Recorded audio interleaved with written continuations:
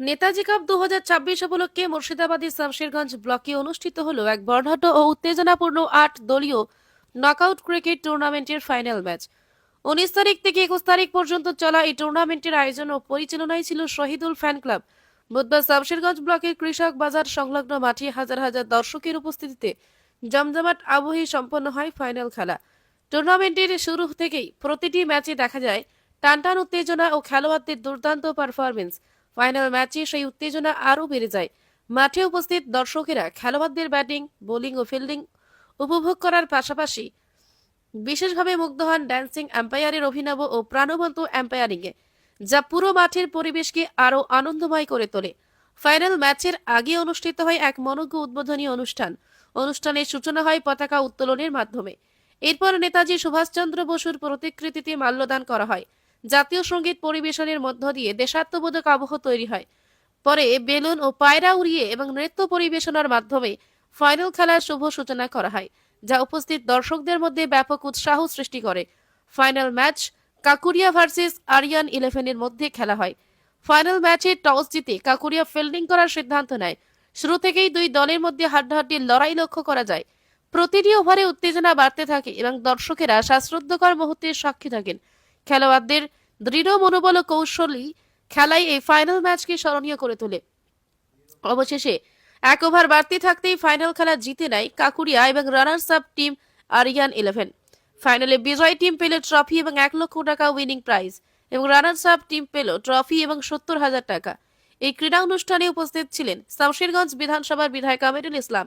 এছাড়া উপস্থিত ছিলেন পঞ্চায়েত সমিতির পূর্ত কর্মাধ্যক্ষ মনিয়ারা বিবি, নেতাজি কাপ 2026-এর পৃষ্ঠপোষক শহীদুল হক, বিশিষ্ট সমাজসেবী রামকৃষ্ণ সিং ওরফে চুন্নু সিং, বিশিষ্ট সমাজসেবী নাজমি আলম সহ পঞ্চায়েত সমিতির অন্যান্য কর্মদক্ষ, পঞ্চায়েত প্রধান, পঞ্চায়েত সদস্য এবং এলাকার বহু বিশিষ্ট সমাজসেবী ও গণ্যমান্য ব্যক্তিবর্গ।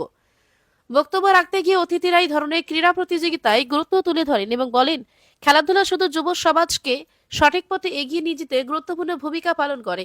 তারা শহীদুল ফ্যান ক্লাবের এই উদ্যোগের ভূয়সী প্রশংসা করেন এবং ভবিষ্যতে এই ধরনের টুর্নামেন্ট আয়োজনের আশা প্রকাশ করেন।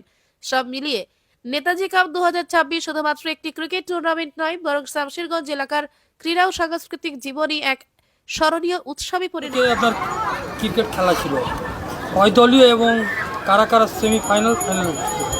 প্রথমত আমি বলি যে আমরা প্রতিবারের মতো নেই, এবারেরও আমরা নেতাজির জন্মশতবর্ষ উপলক্ষে আমরা 21, 22, 23 এই টুর্নামেন্টটা করে থাকি। কিন্তু কোনো কারণবশত আমরা সেই টুর্নামেন্টটা 21, 22, 23 না করে আমরা 19, 20, 21 করেছি। সেহেতু আমরা এই যে এই টুর্নামেন্টে নেতাজি কাপ জন্মশতবর্ষ উপলক্ষে যে টুর্নামেন্টটা হলো, সেই টুর্নামেন্টে 19, 20, 21 আমরা যে খেলা রাখি, সেই খেলাটা আমরা আজকে শেষ করলাম। 19 তারিখ শুরু হয়েছে উদ্বোধনী ম্যাচে আমাদের উপস্থিত ছিলেন শামশেরগঞ্জ বিধানসভার সম্মানীয় বিধায়ক, শামশেরগঞ্জ পঞ্চায়েত সমিতির সমস্ত কর্মাধ্যক্ষ, সভাপতিগণ, অঞ্চল সভাপতিগণ, প্রধানগণ এবং গেস্টেরা। তারপরে আমরা সেমিফাইনালে যে সমস্ত টিম উঠেছিল সেই টিম আজকে ফাইনাল খেললো, যেটা ফাইনালে আজকে রেজাল্ট আপনারা দেখতে পেলেন, মানুষ দেখতে পেল, পেপার পত্রিকা মিডিয়ায় দেখলো যে আজকে ফার্স্ট যারা জিতেছে তারা হচ্ছে সাইন অস্ট্রেলিয়া ক্লাব এবং রানার্স হয়েছেন আরিয়ান 11। আজকে কি পুরস্কার ছিল তাদের? আজকে পুরস্কার ছিল, ফার্স্ট প্রাইজ ছিল আমাদের 1 লক্ষ টাকা, সেকেন্ড প্রাইজ ছিল রানার্স 70,000 টাকা এবং তার সঙ্গে সঙ্গে আমাদের ট্রফি, এবং যারা রানার্স হয়েছেন তাদেরও ট্রফি, যারা ভালো ব্যাটিং করেছেন, বোলিং করেছেন তাদেরও আজকে আমরা প্রাইজ বিতরণ করেছি। এই যে অন্যান্য বারের তুলনায় এবার দেখলাম দর্শকের উপস্থিতি হার প্রচুর বেশি, কি বলবেন এটা নিয়ে? আমাদের খেলায় কোনো রকমের কোনো কমিটির পক্ষ থেকে হোক কিংবা এলাকার লোকের পক্ষ থেকে হোক, প্লেয়ারদের এবং ক্রিকেটারদের মধ্যে থেকে হোক, স্বচ্ছতা বজায় রেখে আমরা সব সময় খেলার চেষ্টা করি।